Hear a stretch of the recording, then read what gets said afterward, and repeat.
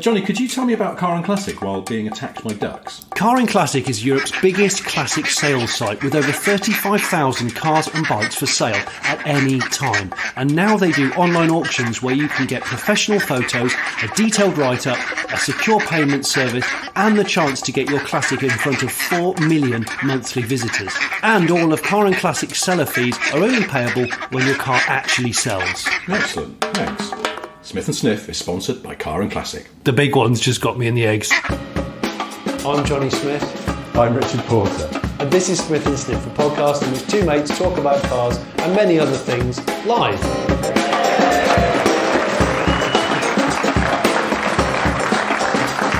On that side of things. We're back in the wedding marquee. We are. Chandelier above our heads. But now it's sort of later in the wedding. Yeah. Everyone's a few drinks The crystal's been flowing. The bridesmother's crying for some reason that needs to be investigated. Yeah. Christopherberg Lady in Red is playing in the background. You can't hear it for licensing reasons. We've had to muffle it out. That bloke the groom went to school with has got his tie around his head already. Bit early for that, but there we go. So we're going to do a Q&A. Yes. So we've got the MG tote It's bag. here. Oh, it's just next to you, full of messages. The MG tote bag full of questions. We've asked people to write down questions for us. Right out your fucking We will questions. pick them out at random and we will answer them unless we think it's a daft question, in which case we'll cough and throw it over the back of the chair. We can't. You couldn't possibly throw it that high. It's like Alcatraz wall high. Even Magic Johnson going, ooh, it's a bit high. First question is from Jason and Alexander. It's a two-parter. Greedy. One, best piss vista. Jonathan, this is your department. I had a fantastic one in Snowdonia last month. It was incredibly cold wind chill, so I had to be careful of the direction of where I was facing. Mm-hmm. And it was overlooking quite a barren slate quarry that wasn't active, because that would have been weird, just weighing in front of a very active mine. Oh, it's a nice day getting some slate out. Oh my God! I can see that bloke's winky. Yeah. That was a good one. But there's some fantastic ones in Norway. I think Norway's the best country for... What? You asked for the answer. I didn't, Jason. I think if somebody said world's best piss vistas, it's got to be Norway. Find me better views. Okay. Also, sparse population, less likely to get caught. Yes. So, great. Possibly a sort of liberal Scandinavian attitude to nudity. Yeah, they just go, that chap's clearly just Good morning. urinating at the side of the road, no problem. Nice penis. Yeah. And they carry on with it. Yes, exactly. I don't know, I've never been to Norway, but I assume that's what goes on. That's what happens in Norway. Norway's a credible country. The second part of the question is worst wing on a production car / least functional aero. Oh. Now, Worst wing. Kozak. But it was on the original Kozak. It was. It was 3-tier. It was functional, but on the SAF, I'm not sure it was so much. SAF didn't need aero, did it? Because that was a great era of mid-sized saloons with those sort of wings on two little things, like Peugeot 405 SRIs had them as well, didn't they? Yeah, the stays. And MI16s. Yeah. It's amazing I don't get invited to more parties. Yeah. I'm surprised as well. And I think, did cabs have them? I can't remember. But there was I think Cavalier GSI. Worst wing. I think E36 BMWs had an optional wing that always looked like it was sagging in the middle, like Yes. it melted slightly. I know it someone- always annoyed the shit out of me. It's because it was for DTM. It was it was basically a kind of homologation thing. It had an extendable kind of tribesman's lip front splitter thing. Was it that one? You could extend it out in about 4 different modes. But also, in the rear. I thought the rear wing also had a little sort of fillet where you could put a third brake light, but nobody ever did. God, I don't remember that, Richard. It was just a shit wing. Well, that So was, I'm going to give that as my answer. I think the Alfa 156 GTA rear wing was a bit cack because it was a great car, but the wing was too high. It looked like a giant hand would come down from the sky and push it along like a Hot Wheels toy. And I always thought if I bought it, I would immediately remove that. Thought it was a bit gash. Anyway, next question. Next question is, shall I do another? You do another one, I'll put them on the floor. Here we go. This is from... This is such a quiet room. Now, normally when we do these, if someone was to shout a question from the back, we wouldn't really be able to hear them. Yeah, but because this is an intimate space with lots of material hanging off the ceiling, it seems to kind of be good for acoustics. I could have described that. Shit! I didn't realise as well, because we put the tick box at the bottom if you don't want to be identified. And I actually didn't look down that far on the previous one, but it's okay. I'll check. Did you want to be identified? They were both okay. So Nick says, for Richard, what's the story behind your appearance in front of the Top Gear cameras with the Subaru Legacy, and why just the one appearance? The story is that we were looking for presenters, and it was my job as a researcher to try and find some new people, and I went through all the old car mags, or the current car mags, looking for sort of youngish, staff writers and things. Put together a list and then put it in front of John Bentley, who was my exec producer, who you might now see on the Gadget Show and things. And John just went, "Oh, we've seen all of those people." And I was a bit like, "Oh." And then he went, "What about you? You're quite young and sort of presentable. Why don't you have a go?" That's a really good impression of John Bentley, actually. I spent a lot of time with John Bentley. Yeah. And John's fantastic, by the way. He's a lovely guy. Because I thought he was quite scary when I first met him. He's sort of scary, and he's very intense because he's very, very, very, very intelligent. But he also has that mark of very intelligent people where he has no time for telephone etiquette. So as soon as you answer the phone to him, he just starts speaking with whatever's the topic of the phone call. And sometimes your brain hasn't caught up with where John's massive brain is. And so he would sometimes ring me up, and the first thing he would say would be like, "I think we should do both of them." Has he turned into Giles Brandreth all of a sudden? You're frantically trying to think, both of what? But yeah, John went, this was a screen test. So he took a little camcorder, like a high 8 camcorder, because it was the 90s, down to a local park. And he said, "Let's pretend you're reviewing a car." And so I pretended I was reviewing a Peugeot 206, because it was new at the time. But there was no 206. We haven't got a 206. I was just gesturing at a bush. What? Yeah, going, as you can see, its styling is excellent. And then he went, "That was all very good." And he went back to the office and he watched it back with one of the other producers, and they went, "I think we should do some things." And so I did a film about colour, how they decide car colours, and it was so bad it couldn't be put on television. What? And then I did the Subaru Legacy, and it was just about acceptable to go on television because another item fell over and couldn't be used.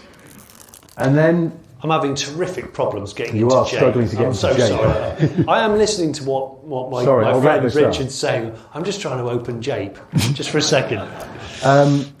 But then I was supposed to go to Spain to drive the new Seat Toledo, and that was going to be my third presenting gig. And I knew the jigger was up because John just rang me one day and said, "I think we're going to send Steve Berry." And that was the end of my presenting career. Gosh. Because I wasn't good enough. And I looked like, most people, they say, "Oh, the camera adds £5 or something like that." The camera took £5 off me in a very unattractive way. And my arms, I have got quite gangly arms. Yeah. And my arms became like sort of 19 feet long, so I looked like Mr. Tickle. And when my one and only item went out on Old Top Gear, after it transmitted, one of my oldest schoolmates rang me and went, "You didn't tell me you were ill." And I went, "I'm not." But he went, "Well, you fucking looked it."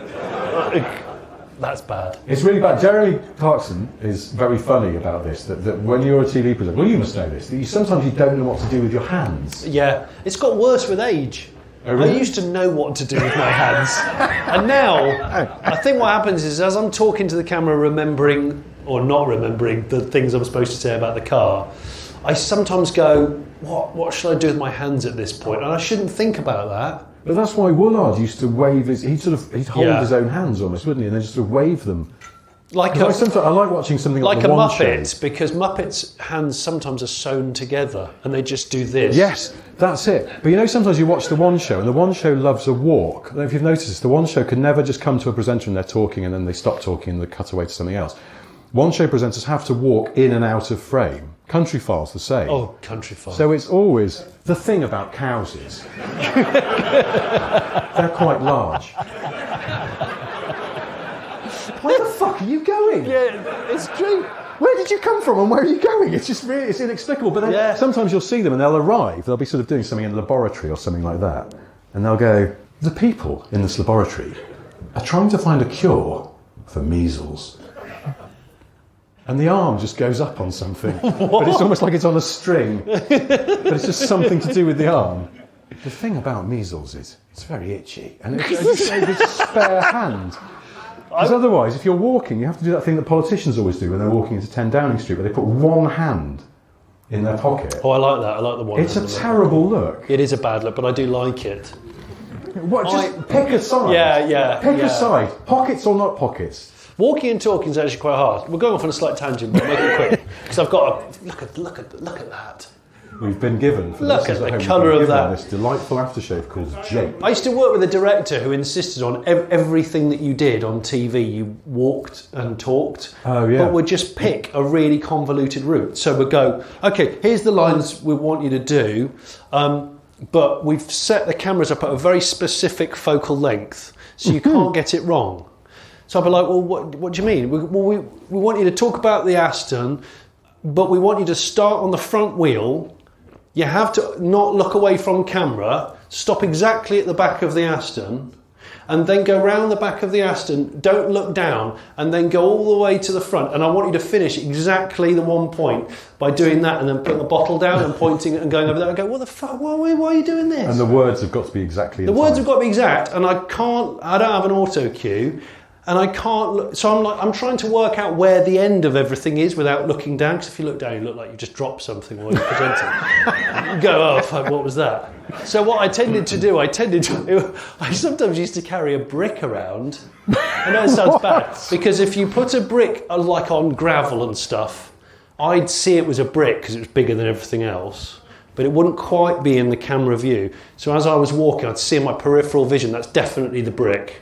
And I'd sort of try and shimmy up to it. So I go, that's the brick. Is there not a danger that you're just concluding your piece to camera when you trip over a fucking brick?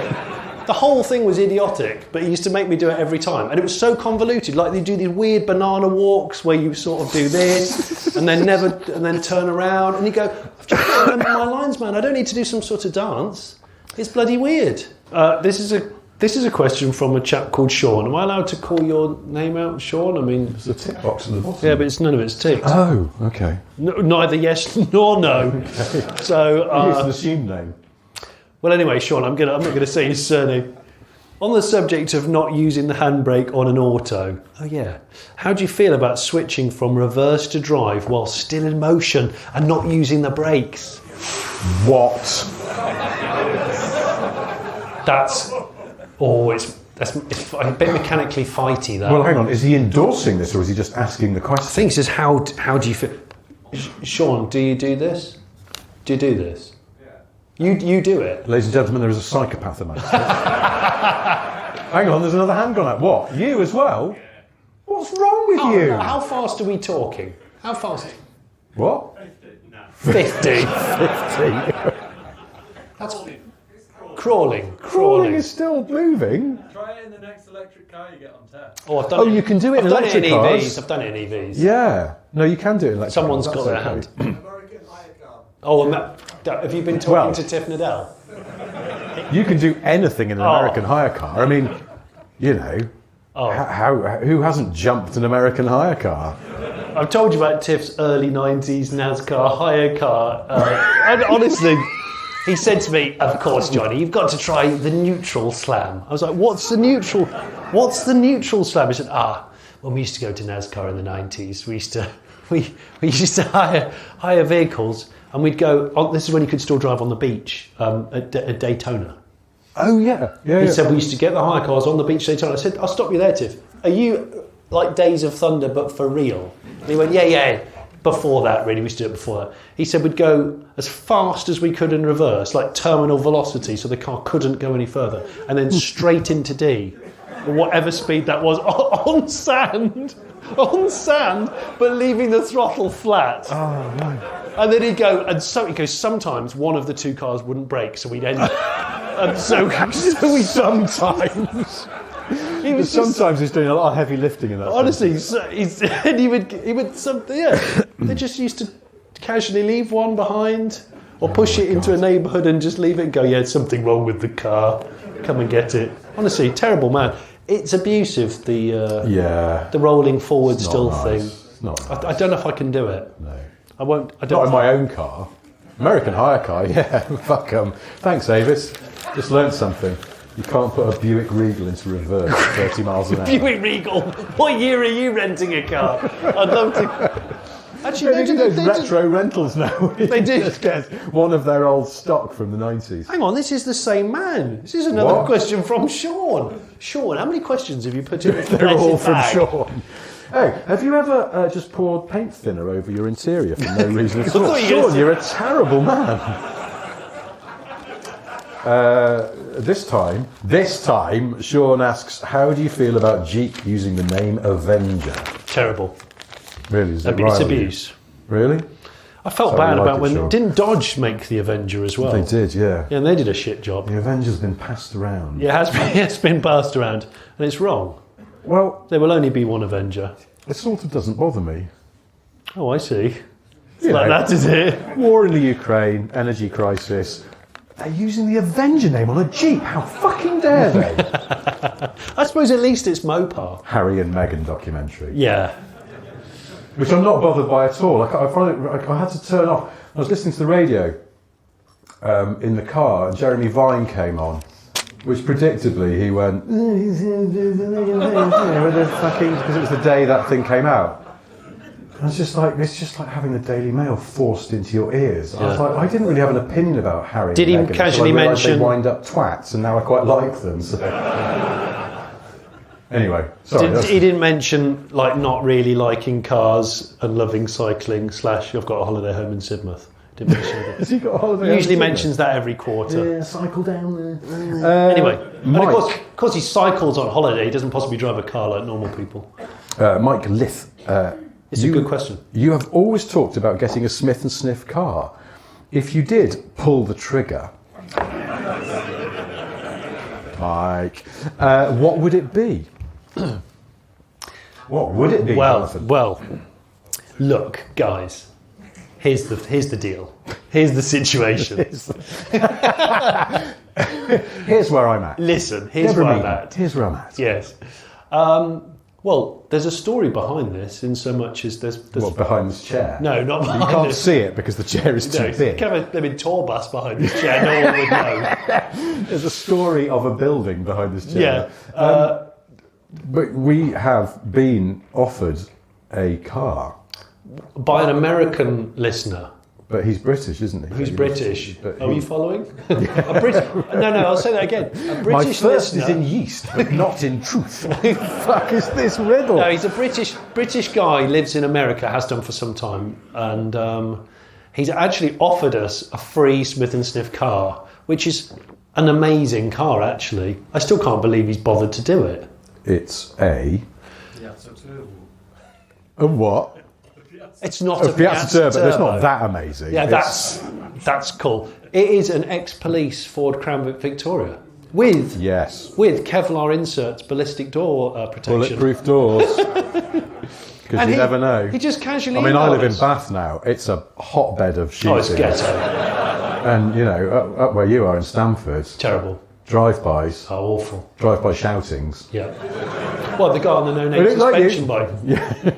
He'll always, as he wheelies by, Yeah. he's pointing his clipper Just open your refillable at me. bulletproof door and take him down. Oh, well, I would. Anyway, we've been offered this car for free, but unfortunately it's in California, so we've got to get it back, which is obviously not free, unless anyone fancies driving it back for us. And we are going to do it, and we're going to swerve and protect, possibly. I don't know.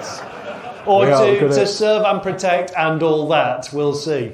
But we are going to... I'm going to California because my wife is American, so we're going over to see her family, and You've got to just... she said, can we sort out a car for when we're there? And Oh, I you- went, no, actually... And as I was saying it, I was suddenly like, this isn't going to play well. No, go. I went, we've been offered this ex-police car for free. And she just went, what? Did you? The thing is, if you're American, an ex-police car is still a police car. It's Yes. like, either it's associated with the cops, and the Californian Highway Patrol are generally considered to be Not cool. arseholes, or assholes perhaps, as they would say. Yeah. And also, an ex-cop car is generally bought by a certain kind of person. Oh, really? Certainly where my wife grew up in Arizona. What a naughty person. No, just... A wrong 'un? Do you know the word Sort of skeevy? person that would go to a steam rally? No, not that deep. Oh, okay. Just checking. No, you know the word skeevy? No. It's a good word. I think it's an American word. What does it mean? Sort of means sleazy. But What, is kind it of... ex-cop car owners and sleazy? I think so. Well, in So which a whole case- row of them parked outside Can't- I a don't strip want- club or something. Oh. I think that's sort of the vibe that I'm getting. Okay. Anyway, we're not going on a family holiday in an ex-cop club, as it turns out. More's the pity. Johnny Fishbone. Johnny Fishbone. There you are. Great name. My dog does a burnout every time she finishes having a poo. Should I do the same? Oh yeah, they do. Do they? They do almost a sort of WRC celebratory, like Subaru four-wheel drive, don't they? Should I do the same, though? Yeah. Can you promise me before Christmas you do a WRC celebratory burnout post-toilet? Yeah. Just go with it. My dog chases squirrels.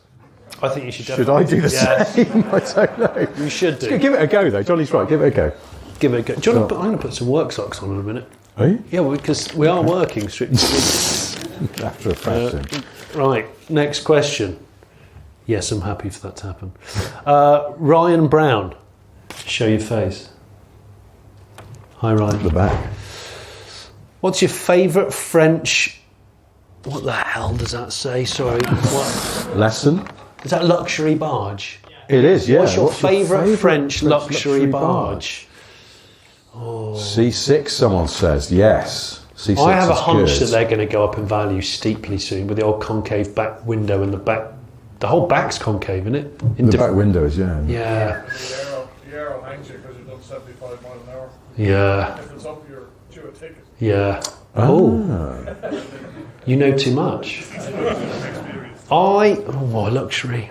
What's that bloody huge... I don't know if you call it really luxury. The big Peugeot from the 80s.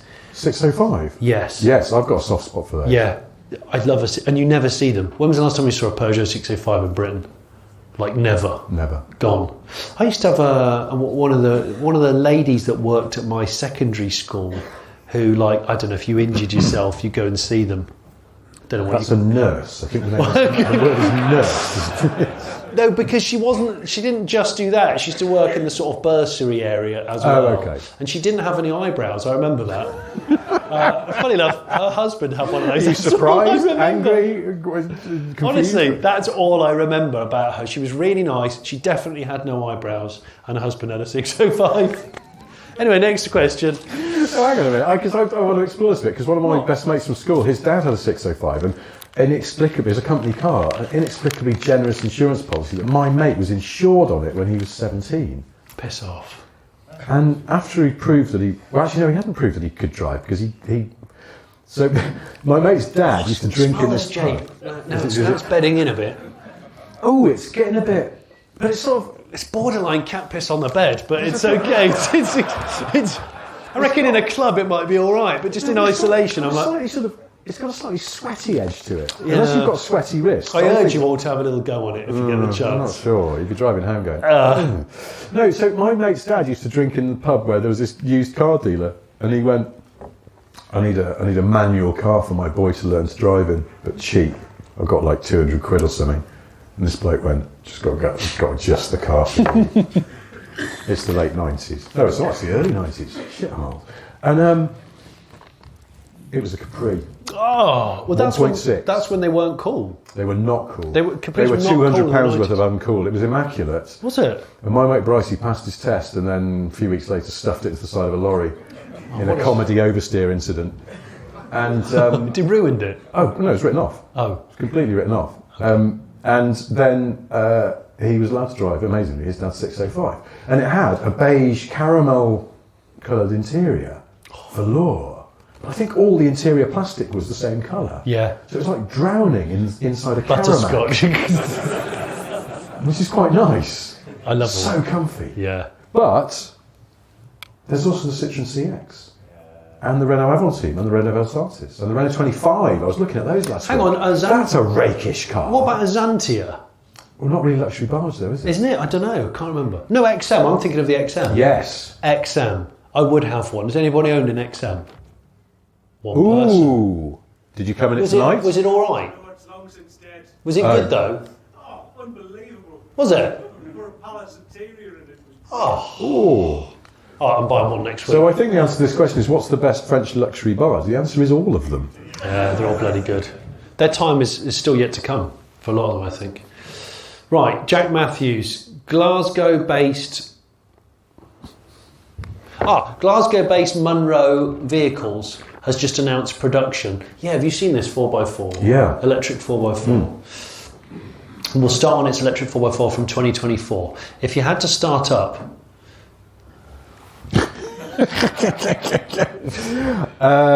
If you had to start up a niche / limited run / base to a doomed to fail car maker, what would it be and why? Doomed to fail. Do you know something about Munro that we don't? Well, it's more, car startups are hard, aren't they? You're asking the wrong person, because I think if I did anything, if I designed any kind of car, it would be doomed to fail because it'd be so stupidly niche. It'd be ridiculous. Yeah, that's the problem. I like shit cars as well. I can't even think because there's so much that I'd like to do. Yeah. But at the same time, so much that I know I should never Doomed do. to fail. Let me think. Doomed to fail. I think the doomed to fail is sort of built in. Yeah, okay. Because it's hard to make cars. Well, we've just talked about French Luxo vehicles. In the UK, we don't buy them, which is why they've stopped making them all. Same as like the big Honda Legend, the Accord you can't buy in the UK. Great car, nobody bought it. It doesn't make it a shit car, it just means nobody bought it. So I would do a really... Oh, hello. Ooh. I do. Someone getting glassed at the back. Is it Sean for his abuse of park It's and drive? pre-internet pub drinking session. Are you fucking staring at? I just don't know. The trouble is, every time you sort of sit there and go, I should make a car, then you suddenly go, no, wait, who else makes cars? Oh yeah, like Porsche. Really good. They're quite good at it, Yeah, aren't they're they? good, yeah. And Mercedes, and okay, yeah, no, fuck it, I'll do something else. Yeah. I'd like to see Porsche write a fucking TV show. I'd like to see me write a TV show. I'd like to make see it a good. successful six-wheeled car, because I don't think there's been many. Oh. Because it's sort of novelty and pointless, but at the same time you want it to work. And one of my favourite cars of all time is six-wheeled. The Hustlers? Oh, don't talk to me about the Hustler. Don't bring that Just foul a language in Hustler, here. baby. No, actually, before the Hustler, the love for the six-wheeler was the Panther 6. Ah. Which is a top trumps card all day long, which is where I first discovered the Panther 6. They only made 2 of them, so the chances of me owning one are very slim. And apparently they're crap. So it would be really expensive, rare, crap. But I'd like to remake one and remind people, hey, do you remember that car that nobody liked and nobody bought? I'm going to reinvent that brand. Great idea. What about if you took a car that you really like and just made it 6-wheel? Like a 6-wheel Beetle or something? That wouldn't work. Whereas- I was going to say 6-wheel Carmichael. airport fire engine. Carmichael spec. Yeah, Yeah. I'd go for that. My friend's got one. Is he? Yeah. What does he do with it? Well, it's broken most of the time. Just sort of hangs around at Heathrow. Yeah, it does. if he needs it. Yeah. Anything, guys? Anything? No, we got it covered, thanks, mate. But lovely Carmichael. It loiters regularly. I was gonna read out this one from Tim Robson, the Saab 9.5 guy that I met in the loo. Sweet. Did you chat? Did you make eye contact in the toilet and chat? Yeah. You two, no? Because the problem is with Saab enthusiasts these days, they sort of fall on hard times because there's no Saabs to enjoy anymore, so they're just hanging around loos hoping someone will talk about Saabs with them. Putting ads in the back of local papers. only Fancy George a good Michael- time. And when you go, what's your idea of a good time? Talking about Saabs. All right. Is Put that your classed hands as a up if you do. fetish now? But Tim asks, what's been your most disappointing car purchase? Purchase. I'm glad I don't have to say Saab because I feel like he'd probably be another glassing going on. Purchase. Well, I'm quite funny about cars I actually spend my own money on. Unless they're dead cheap, they've got to be quite good or interesting or in good condition. But I have bought. In fact, I bought a terrible. I bought a terrible version of a good car once. which was a Mark 1 Golf diesel, 1.5. Were they good? No, they were awful. But the So Golf, Mark 1 Golf's as in a good. Mark 1 Golf is a You good bought car, the right? worst But I bought version. the worst version and in really bad condition. And I'm not proud of the fact that I drove it home with no tax. But I can admit that because it's some years later. What's the statute of limitations on driving a Golf diesel? I've said this story before on something, probably this cast or video. But yeah, I drove it home with no tax, and it white smoked really vigorously above about 40 miles an hour, 45 miles an hour, like so hard that it looked like someone had set fire to leaves. Like it was, so I had to go below Leaves or leads? Leaves, not leads. Not leads, the leads. And so I drove it home at just under 45 miles an hour, like 43, because there was a threshold. I went all the back roads because I was paranoid I was going to get caught. And during my back road, not taxed run home, back to my then girlfriend's parents' house, I passed a Jag XJ220. And that's the only time I've ever seen one on the road, ever. Still to this day. Wow. Yeah, shit story, right? So there we go. And I sold it. I sold it the day I took it home. I got it straight back to her parents' house. I put it straight on eBay and I sold it immediately. Never drove it again. It was awful. It was that bad. It's funny how you can sort of associate a bad thing with a good thing. Jag XJ220 on the road. Yeah. Boom. Or just, just like did a massive sneeze into your arm and left a huge snotter down your sleeve, and then someone went, "Oh, the Berlin Wall's fallen." You go, "Oh, that's good news." Oh. And you'll always associate the two things. That didn't actually happen to me. I'm just pulling an example out of the air, but go on. Paul Titchmarsh, looking at Tesla's volume plans for a sub Model 3, should we all just give up now? Volume plans for a sub Model 3. But give up what? Well, they're just horrible to deal with. The cars are fairly badly made, and it's just like being taken over by droids. Yes. I don't think, given their current ability to get cars out, that we're seeing that anytime soon. And by the time we do see it, everybody else will be making cars of that ilk. And there'll be so much more choice. They will not simply rampage across the world like droids. So yesterday, they were delivering a car to somebody who's at his office, and he's travelled miles to get there, and at 5 o'clock he rings us and says, "Where's my car?" And we tried to get hold of Tesla, which was really difficult. And when I did get hold of somebody and said, "Do you not tell people?" He said, "Well, it depends which of the delivery companies it is." I said, "Well, if it's a business address and it's like, oh yeah, it could be 9 o'clock at night." What? Yeah. Oh my God. But I suppose they swerve in the conventional showroom and stuff like that. They're, and some people are very forgiving of Tesla, Yeah. I think. They do some... They do some incredible Well, things. this is the problem, isn't it? They've sort of broken beyond the fan base now to normal people who just want a car and they can't mess around. And they do seem to be quite a badly run company, from what I gather. Yeah. It's There's hard, a lot- though, there's isn't a lot to it? This like is why we've decided not to make our own car just in the last 5 minutes, because it's like Oh, I know what the I would after do. sales is a nightmare. You just reminded me, I've seen in the last sort of week or so on the internet, someone made a Tesla using all the features of Elon Musk's face. Oh, I Did saw you that. see that? It's really scary. I mean, it slightly looks like a scrotum with eyes, but it was funny the Yeah, way it's it was put creepy, together. yeah, it is. So maybe that's what I would do if I was going to definitely have a doomed car company. Yeah, I'd but make- it's a hard one, isn't it, with Tesla? Because I think that I haven't driven any of their cars. I but admire think them they're hugely. quite good cars, but they're just they're quite badly organised. I just wish they would. I wish they would be they would supply chassis, like in the old days where you had a chassis, a car company, and you had a coach builder, and you'd supply a chassis. You know, you'd order a chassis, or your customer would, and then you'd say, which of the coach builders do you want us to send it to? Send it to, I don't know, Vignali. Okay, Vignali will do whatever you want, or they've got 10 off-the-shelf designs. They'll put them on your EV skateboard. You can have it looking like a, I don't know, 70s luxury saloon if you want, but it's all Tesla. It'll charge on a Tesla infrastructure, blah, blah, blah. I think then things get sexy and fun because you don't have to look at a Tesla. It's just, because to me, all the cool things about Tesla are the bits you don't see. All the motor, the drivetrain, the software, the batteries, all that stuff is amazing. I just don't like the way they look. And I'd be fair and say the cars you can make friends with them, they're actually quite good. Yeah. It's just all the other bit that surrounds it that's not. Yeah. Yeah. I think we're sort of quite into a car industry chat here now. It's quite serious. So Yeah, we're going to have to knock this on the head because we get Well- told off for being car heavy. Well, no, I was actually going to carry it on because What a I've shit got off. a pretty deep industry question from Max. Max asks, how tall do you think Noel Edmonds is?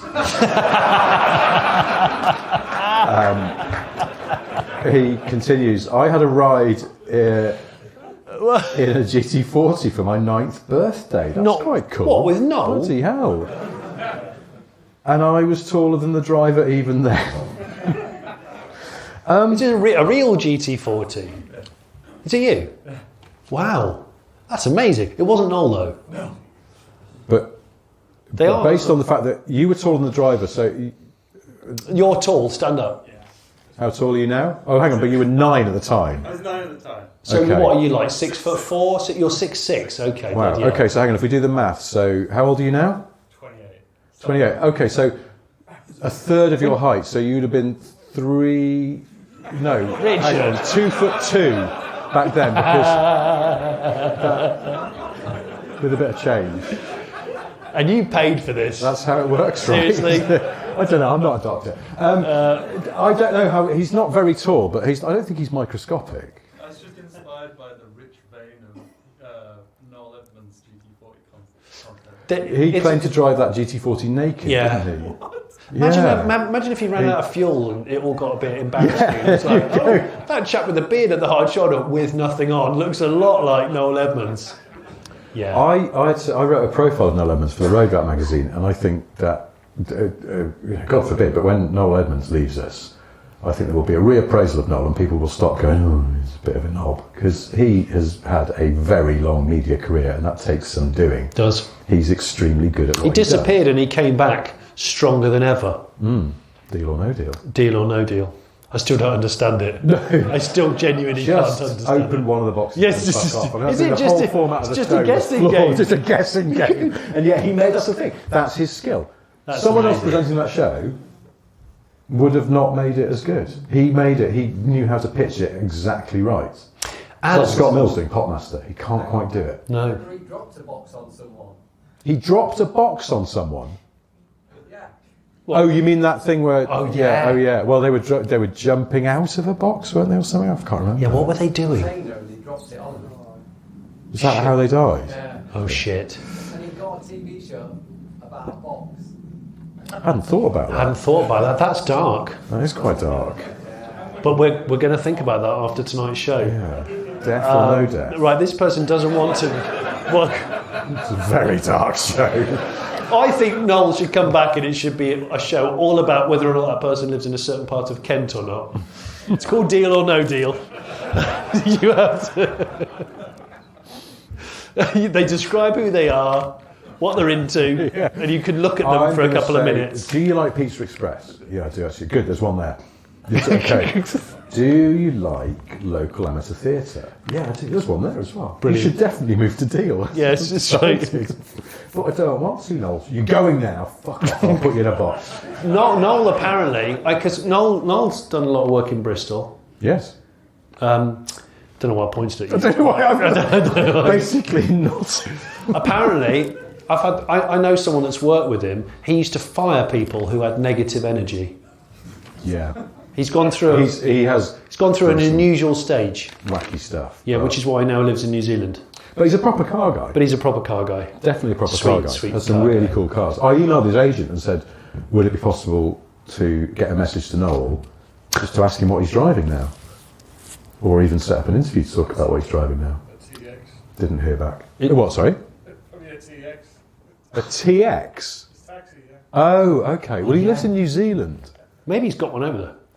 I don't know. This is way too much chat about Noel Edmonds. It's a bit too- Bloody We've exceeded hell. our Noel Edmonds. That over there, those numbers going up, that's how much Noel Edmonds we're allowed, so we're It's currently 89.3% Noel, It's too and much that's Noel. a lot. Yeah, if we hit 100, we're in trouble. Noel Edmonds, high-flying birds. What is it? What was the one I sent to you today? Noel Gallagher's high-voiced uncle. Yes. All right, Uncle Steve. Yeah, all right, Noel, what are you doing, mate? Yeah. Noel Gallagher's high maintenance hypercars. It would be none of them ever quite work because you've driven them for an hour and then they need a service again. Yeah. Noel Gallagher's high interest credit card was the other one you're talking about. Yeah, it's 24% APR. Fucking deal with it. Okay, I'm not going to read this guy's name out because he doesn't want me to. What's the best car for a tip run? I would argue it's the painters and window cleaners' favourite. The Volvo V70 2004 pre-DPF. Ooh, pre-DPF, nice detail. That's detail. Yeah. So, best tip run car. Well, first of all, you either use a nice car with lots of tarpaulins, just in case you get seepage. Yeah. Or you use a shit car. And those are your choices, right? And I tend to use cars that aren't mine. They're always the ones that I use with a tarpaulin. And if anyone's listening from Seat or Kia, I've not done tip runs lately, but in the past I might have done. Amazing what you can fit in a car. My dad once did a tip run in his Avenger. Yeah. Filled up the whole inside of the car with the seats down, and then still had lots of hedging left because he'd done a lot of hedge trimming. And there's a photo of this. I will get him to dig it out because it sounds like a lie.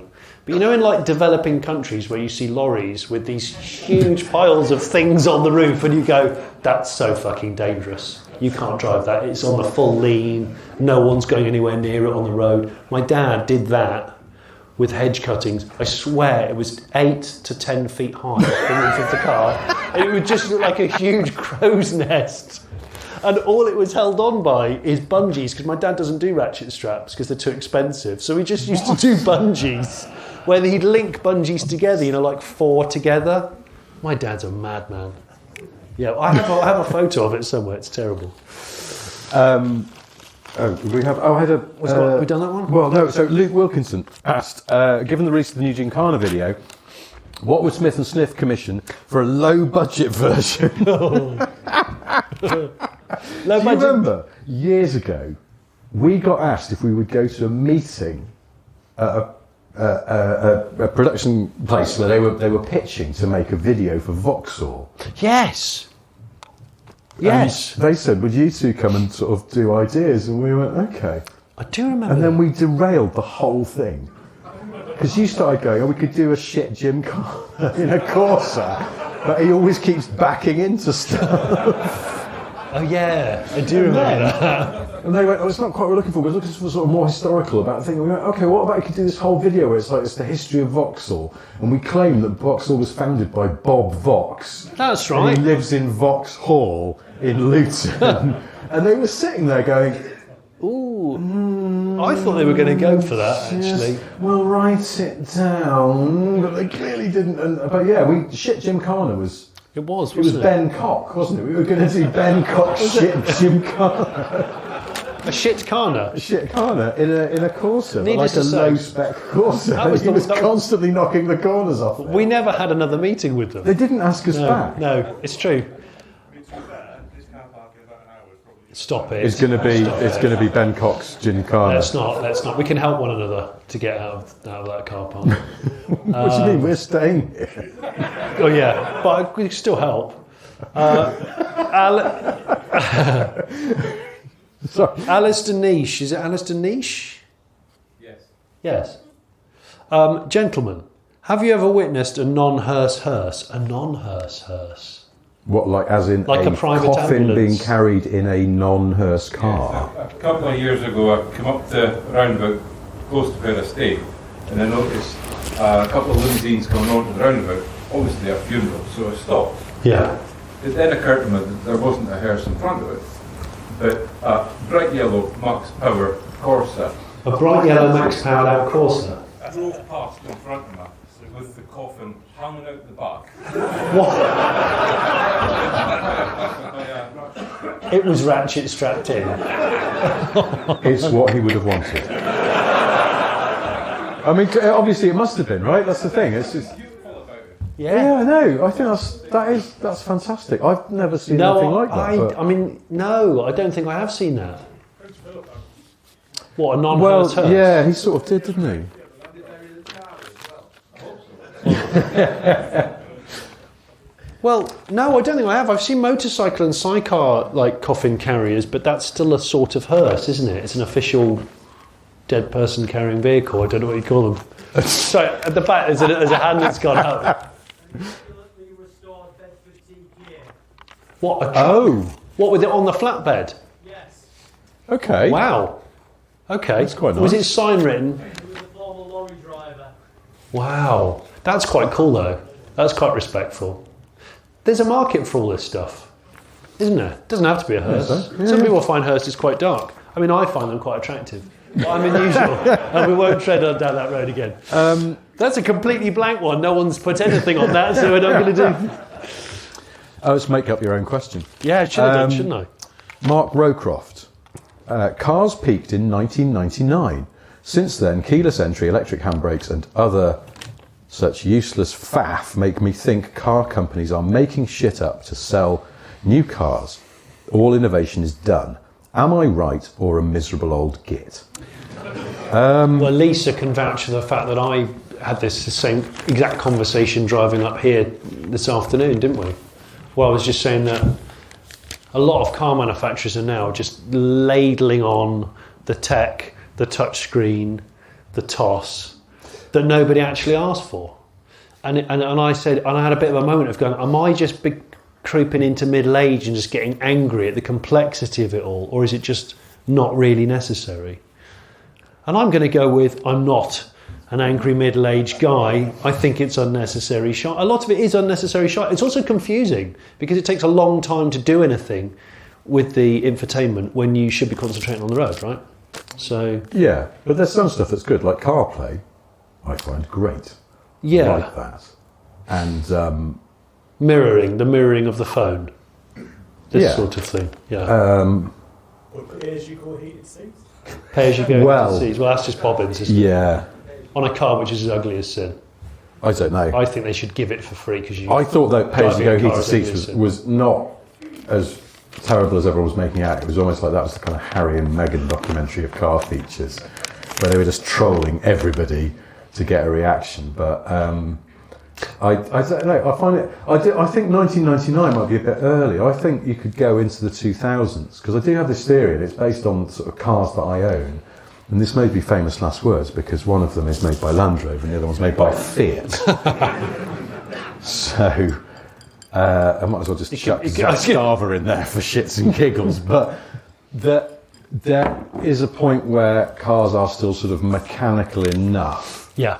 But we reached a point in probably the late 90s, early 2000s where all that mechanical stuff was pretty well proven. A lot of engines have been around for years. My Panda 100 horsepower has got one of those Fiat fire engines, and that's been, not fire engine like isn't bright red Nino, but the engine is called Fire.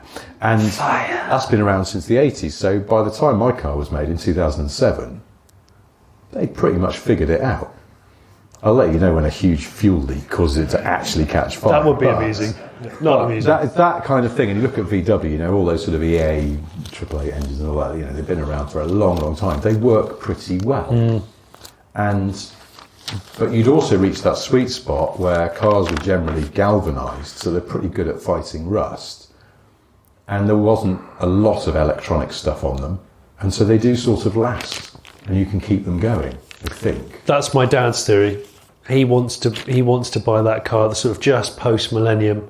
ECU's still simple. You can do DIY maintenance on your car. Parts are still quite cheap. There's still new parts and an abundance of second-hand parts, and so like keeping the car on the road is cost effective. They're the sort of recession resistant cars, I think, because they don't sort of electronically shat themselves because they're not mobile supercomputers, because that's a fact. Brand new cars are supercomputers, and if that shats itself, the car writes itself off even though it's a perfectly good looking car. This is so car heavy, it's wrong. So I'm going to go straight into I'll this. just bring it down a notch by saying I think the last time I drank Guinness I electronically shat myself. In this the is most terrible way. Gillian and Simon. Hi. How you doing? What happened to the Volvo garage find, the one with all the spares and the records? Okay, I'm going to do a follow-up on that car on the Late Break Show soon, but it's back on the road. It recently got back on the road. It's lovely, and it's been completely mechanically gone through, and I think it's going to be for sale, actually, and it's quite a thing. It's real survivor, that car. So I'll keep you posted. Just you two, no one else. Yeah, just send you some images. Matthew Tyson. Having had my life flash before my eyes while a passenger at Millbrook Proving Ground, what's been your hairiest moment as a passenger? Who was driving, /car, etc.? Well, we've had a few of those, I'm sure. I know my last proper one. Yeah, I've got many cabs in my life, so I could definitely say that. I don't know. I'm completely blank now. Nico Rosberg was my last one. What? Yeah, who's obviously a shit hot driver, but I genuinely thought we cannot come out of this. We're going to be on the front cover of the Sun tomorrow, upside down in ball of flame. What were you in? A Porsche 918 Spider. Oh. Going around Silverstone as further my eyes and my brain can work out. And we're on the grass at one point, and that's when I did a full, right, brace, just cash. I locked my legs out in the footwell and went, brace, we're fucking going over. And I've got it on video somewhere where I almost go shark eye, like protection eye. Like we're going to have a big incident now. Meanwhile, Nico Rosberg, with a strangely smooth face, just goes, this is such fun. I'm like, no, we're fucking dying. We're having a super sexy time, yeah. Yeah, and I'm not a nervous passenger, but I was locked in going, we're going over. This is it. I just remembered, I was once in Scotland on an Evo Car of the Year thing with John Barker, who is a fabulous driver. Helmsman. A Tillerman of highest repute. He's never crashed a narrowboat in 8 months. No. John would just tap it sideways and get it through a gap just at a perfect angle. He's a brilliant driver and a brilliant writer. Yeah, he is, yeah. But I was once in a Megane 26R. We've just been talking about one of those. One of those. In the toilet break. Yeah. It wasn't the R26R, it was the follow-up. What was that? In the non-bumback Megane.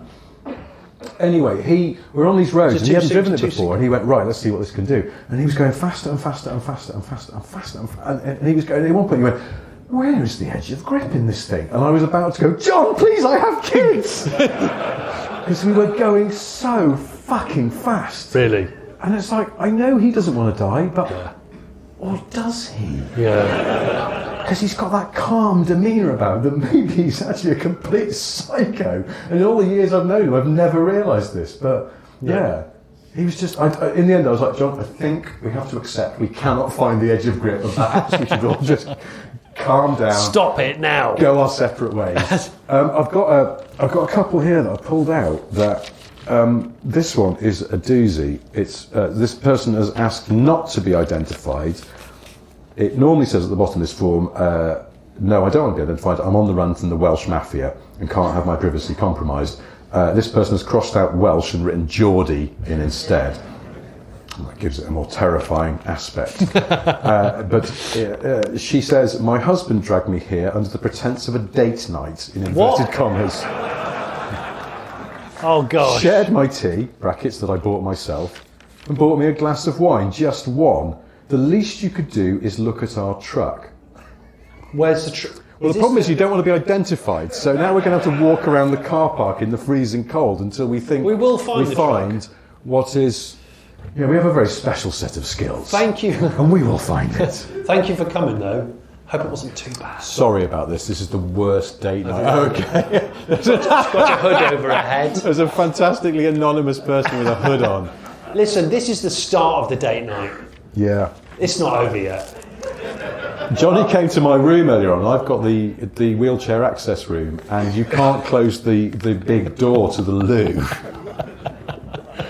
And because we had some stuff to do in the room and record some other things, and I was like, you're just going to have to accept that you're going to hear me weeing, but I was like, it's a good job that I'm not a single man expecting to pull a lady tonight, because you have to take her back to the room and go, now, could you mind putting a pillow over your head? Because I'm going to the toilet. It's not a kinky thing. I just need you to not hear me having a wee. Who's Robert? Shut up, move on. Hi Robert, shut up, move on. Is the Cannonball Run VHS on that table over there a gift as part of the civil ceremony planned tonight. Will you two become Sniff Pervert? Oh, that's a terrible name, It's isn't got a it? lot of connotations. I'm going to give you that VHS. Oh! Yeah. I'm going to give away some shit in a minute. So on this table, we carefully curated this display, didn't we, Richard? Which well, involves a slipper and a turd. So we came here, and first of all, Johnny went, I want the big chair on the stage. I think that would look good. And then, when I first arrived, they went, oh, that wedding arch thing where the cake would normally go, that can go. And I was like, leave it. It's staying. And then Johnny's put tat on it. Thank you. So, thanks for coming. Talking of which, I am going to give some toss away. Give some tat away. I've carefully curated some. Now, this is something I've been meaning to tell you about. I forgot to talk about it in the main podcast that we did earlier. Oh. A long time ago, when I was young, I was a model for a Christmas hat. I shit you not. And I'd completely forgotten until yesterday. How does one get into the Christmas hat modelling game? It's a tale of desperation. At the back, you might see this. I've kept it sealed as proof of how low things get in my life. I was 19. I think I was 19. And I worked for a publishing group that did loads of stuff other than car magazines, and they used to do graphic design for toy wrappers and all sorts of toss. And one day, I'd been working under a company car that I crashed, and my boss made me repair it out of a punishment. I shit you not. And I didn't even know how to repair it, but he said, you are going to repair it. And then I got called out from underneath the car, and they went, Johnny, we need someone to wear a Christmas hat and look really happy. We've got about 5 minutes. We've got to get this shot scanned in. I've got to design the thing before it goes off to print. I went, what? I was covered in oil. Right, so if you look closely at my face, there is oil on my face, okay? And they went and they just took a couple of digi pictures, early days of digital, and it became genuinely a shit Christmas hat in about 1998. I'm going to give this away tonight. I believe in Santa Claus on it. It says I believe in Santa Claus, which I do. But can I just look at what else you've brought along? Yeah. So I'm going to give this away tonight. This is probably the only one left in existence because it's shite. But I've never opened it, and it's embarrassing. So if anyone would like this, put your hand up. You were the first one. That was so fast. You want this hat. Right, go and give the man the hat. Oh, I didn't see which man it was. Well, his hand's So still up. this is open for fraud. Can I just get a quick photo? Because when it's gone, it's that gone. one? Is he not? When it's gone, I've got to take a photo because when she's gone, she's gone. Isn't it? I'm with you. Hang on, I've got to go further. You could do it in front of the audience like Chris Martin does on. Yeah, like Chris Martin does off of Coldplay and all that. Yeah. Honestly, there you go. You can have that. Where's the terrible hat man? There we go. Well, you're a terrible hat man now. I'm the hat man. You weren't until you came here. Thank you very much. You're welcome. Jonathan. Yeah. I feel like we should wrap this up. Yeah. Because we've been talking for an hour, and also for the people listening at home, this is quite visual. And I'll be honest, I need a wee. I rifled through some special things in my garage, and I found an Autocar Christmas edition from 1966. That's probably worth like cash money. Yeah. So you're going to give that. I'm going to give it away tonight because I'm feeling like that kind of guy. Generous, because it's Christmas. Yeah, and I'm going to give away some other stuff, but it'll take a while. But if you're interested in some terrible things, come and see me. Everything must go in the Johnny has moved So house yeah, this sale. is an Auto immaculate, 23rd of December 1966. Look, the hand went up before I even referenced it. That chap there, going in there, going in hot. Right, well, if you're listening at home, just imagine that Johnny has a basket of shit that he's now going to give to the audience. In the meantime, we'll wrap this up. Before we go, I have 3 things to tell you. They are: 1, Johnny has a solo YouTube channel. And a load of shit. And a load of shit. It's called the I Have a Load of Shit show, in which he just goes around a room full of strangers trying to give them random magazines, wheel trims, and I think a Matchbox car as well. Yeah, I've got models of yesteryear, and it's a 1936 Jaguar SS100 parked outside a Tudor pub, which actually, well, interestingly, it's got the name of the publicans above the door. I think it says Brian Bailey. Can you read that? Honestly, I kid you not. No, I can't read that. Oh shit. I'm 47. What do you expect? Brian Bailey. The second thing I've got to tell you is thank you ever so much for coming along and being very tolerant of what you've just seen and what you're about to receive, which apparently is a model of a Jaguar SS parked in front of a pub, and then probably some wheel trims and things. Yeah, I'm going to give away some wheel trims and a Thomas Crown affair VHS. The third thing I've got to tell you is that quite near here there's a town called Peterlee, where my cousin lives. And Peterlee is named after a man called Peter Lee. No shit, Sherlock. Yeah, well, I never realised that until today. Someone told me.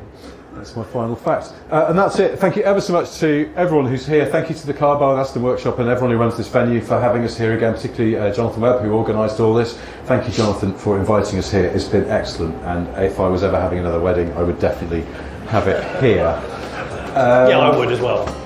If I splash on enough of that terrible aftershave you've got, I think my wife will never leave me, so keep your options open. But that's it for this. We'll side of things again soon. In the meantime, goodbye. Goodbye, thank you.